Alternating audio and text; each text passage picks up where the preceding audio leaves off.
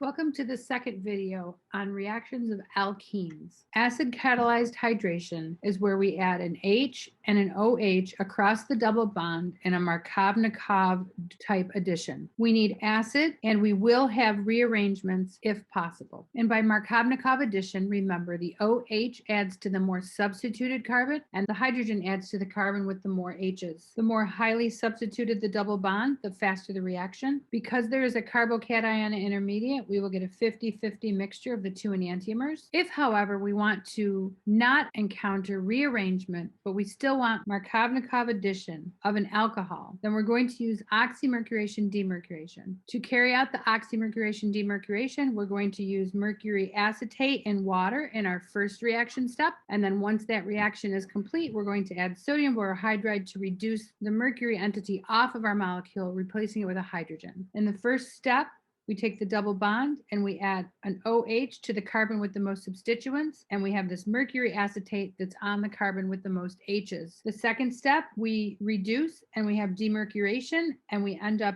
taking that mercury acetate group off and replacing it with a hydrogen. So this is a Markovnikov addition of an alcohol without any possibility of rearrangement. If, however, we're interested in adding the OH to the carbon with the most H's, so a non-Markovnikov or anti-Markovnikov, we're going to use Hydroboration-Oxidation. Hydroboration-Oxidation uses BH3 and THF in the first step, and the second step is H2O2 or peroxide in base. And we take the alkene and we add our OH to the least substituted, and our H goes to the one with the most substituents. Now, the thing that we have to remember about hydroboration-oxidation is that whenever we add the OH and the H across that double bond, they are going to be added to the same side of the ring. That is called Syn addition. So we have anti-Markovnikov and Syn addition with hydroboration-oxidation. Some stereochemistry that happens with that Syn addition: if we are creating one chirality center in our product molecule, we are going to create a pair of enantiomers. If we are creating two chirality centers in our molecule, we are also going to create a pair of enantiomers in our product. And remember, that's because we can have Syn addition either from the top or the bottom of our double bond. The next reaction is catalytic hydrogenation. This is where we take a double bond, we add H2 in the presence of some catalyst, and we just take the double bond and make it into a single bond. We add H across the double bond. This reaction is also Syn addition. In other words, those two hydrogens add to the same side. And the reason they add to the same side is because our alkene just kind of lays on the surface of that catalytic metal with the hydrogens attached to the metal. So that's why we have Syn addition, is because the H's come from the same side. Next, we have halogenation, and halogenation is when we add two halogens, either Cl2 or Br2, across the double bond. And so we end up going from an alkene to a dihalide. So the regioselectivity in this reaction is that it occurs with anti-addition. So this means that the two Brs add to opposite sides of your double bond. So you end up with the trans product. And remember, the reason we have that trans product is because we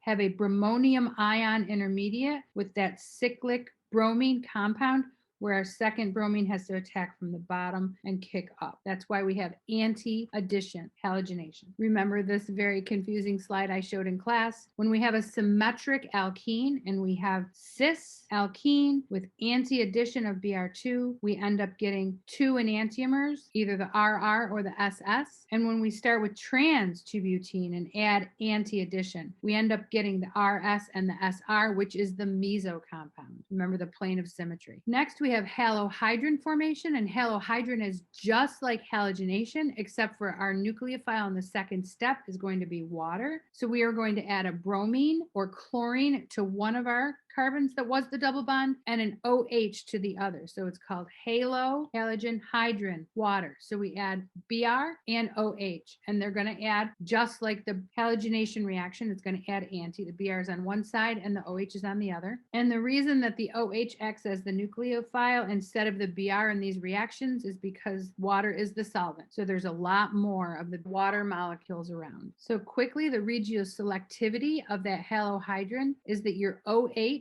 piece is going to add to the carbon with the most substituents. Your bromine is going to add to the carbon with the most H's. And the reason that is when we have the cyclic bromonium ion, our nucleophile is going to attack the carbon that is most partial positive which is going to be the one that has the most substituents. And here's a quick picture of what I was just talking about, because we can think about this bond as being weaker than this bond because this carbon can accommodate the positive charge more. So the OH adds to the carbon with the most substituents, and the Br adds to the one with the most H's. If we want to make a diol, and add an OH to both carbons of the double bond, we're going to call that dihydroxylation. And so here's an example. We have an alkene and we get ethylene glycol. So we have 2 alcohols added. We can do this in 2 ways. And the first way we're going to talk about is adding those hydroxyl groups, antis, and getting the trans product. And the way that happens is we're going to make an epoxide, which you may remember from last semester, using RCO3H, which if I draw that out real quick, you can see that it has this OO bond, which makes it reactive and allows us to insert the oxygen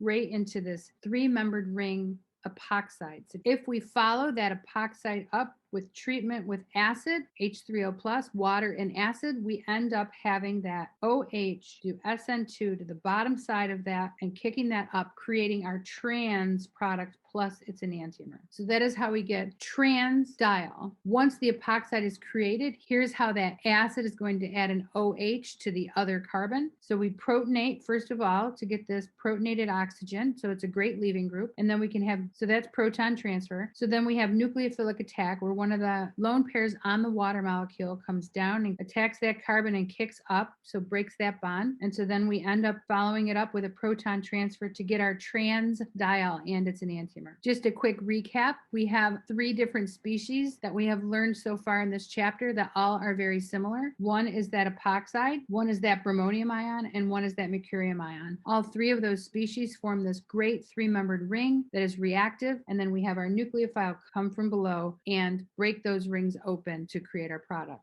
Those 3-membered rings are highly strained, and the formal +1 charge makes these structures great electrophiles. And in all of these cases, we get the anti-addition. We're going to create the trans product because the nucleophile has to attack from the opposite side of the leaving group. Now, if we want to add both hydroxyl groups to the same side of the double bond, we can do that using osmium tetroxide. And you can imagine if you look at this compound, yeah, that seems like it might add 2 oxygens to the same side of that double bond. And that's exactly what happens, is the cyclic osmate ester forms these bonds, this 5-membered ring right here, with the same side of the double bond. And then we can pull that osmium piece off using Na2SO3 in water. These reagents are going to take the cyclic osmate ester and bring it to our diol that is now Syn addition, or the cis product. Another compound that we can use for this Syn addition of the diol, and that is going to be KMNO4, potassium permanganate. We can only do this under very mild conditions and very cold temperatures because potassium permanganate is pretty reactive. We'll also learn that potassium permanganate can carry out a bunch of other reactions, so we're going to be limited in when we can use this reagent. Next, I'm going to talk about oxidative cleavage, and oxidative cleavage is very interesting. It is where we take a double bond and break the double bond right in half and then add 2 oxygens there. One specific example, cleavage, is ozonolysis, which is with ozone, which is O3. You're not required to know the mechanism of the ozonolysis, but you do have to know the products. And so we break that double bond and we form 2 ketones or aldehydes. If we're going to predict the reactant that was used to make this compound with those 4 ketones and aldehydes, we could imagine we could connect these 2 and we could connect these 2. This is how I think about it. And so this would be a 1, 2, 3, 4, 5, 6-membered ring next to a 1, 2, 3, 4, 5-membered ring. So this would be a 6-membered ring and next to a 5-membered ring with our double bond in between carbon number 4 and 5 and a second double bond in between carbon number 5 and 1. So if I draw the 6-membered ring right here, the shared ones are 1 and 2. So we have a 5-membered ring out here. So this is 1, 2, and then it's 3, 4, 5 here. And then it's also 3, 4, 5, 6. So we have a double bond in between 4 and 5 on the 6-membered ring. So that's right there. And we have a double bond in between 5 and 1. And so that is the bicyclic reactant that would have created this product from ozonolysis. So how do we predict the products of addition reactions? We've learned a lot of reactions here. I would suggest